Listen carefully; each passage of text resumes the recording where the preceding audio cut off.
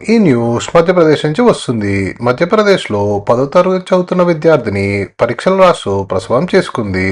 అయితే ఈ న్యూస్ వివరాల్లోకి వెళ్తే మధ్యప్రదేశ్ తాజ్ జిల్లా పితాంపూర్ గ్రామంలో ఓ ప్రైవేట్ స్కూల్లో బోర్డ్ ఎగ్జామ్ సెంటర్లో జరిగిన ఈ ఘటన దేశవ్యాప్తంగా సంచలనం రేపుతుంది.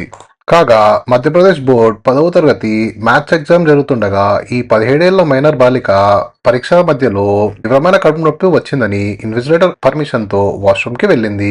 అయితే అక్కడే ప్రీమెచ్యూర్ బేబీ బాయ్ ని ప్రసవించింది. అయితే బిడ్డ ఏడుపు వినిపించడంతో టీచర్లు మరియు స్టాఫ్ షాక్ అయ్యారు.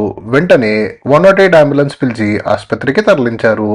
కాగా తల్లి బిడ్డ ఇద్దరు స్టేబుల్ గా ఉన్నారని, బేబీ వెయిట్ సుమారు 2 కేజీలుగా ఉందని తెలిపారు.